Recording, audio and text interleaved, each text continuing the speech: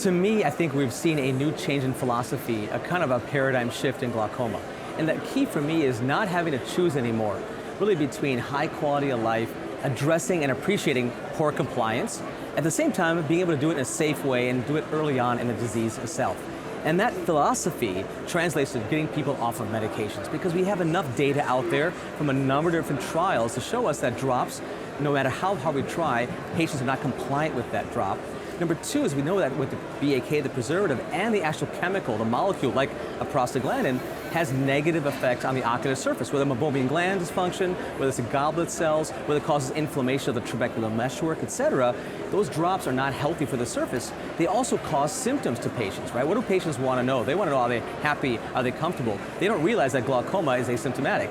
So what happens, they only are concerned with their symptoms of tearing, burning, pain, fluctuating vision. So if we're not addressing that component of it, they're more likely to not be compliant. And with a number of studies, the more non-compliant you are, the more the pressures can fluctuate. And now we have other studies that show us the more you fluctuate, the higher risk in certain studies of progression.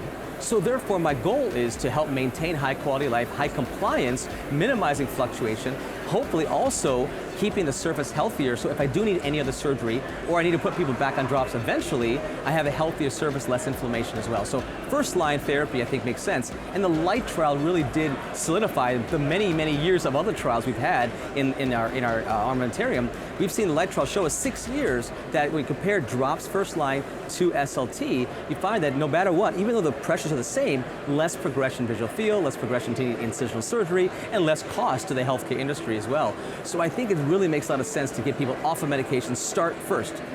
The second thing I would say, besides the philosophical issue, is that what are we doing to the pathology? Everything we do in medicine, everything we do, we're trying to address the pathology. What is causing the problem? So we know IOP is a risk factor for glaucoma progression and nerve damage. But what's causing the IOP rise? Majority of the time, it's trabecular meshwork, or at least 50% of the time, it's the TM, right? So instead of treating the drops that actually don't really address the TM for the most part, some do now, for the most part they don't, like a PGA, if we can address it directly by using a laser that rejuvenates the drain, that actually helps the body itself heal itself, I think there's more benefit there as well. And long term, what are we doing to the natural pathology, the natural progression of the disease itself?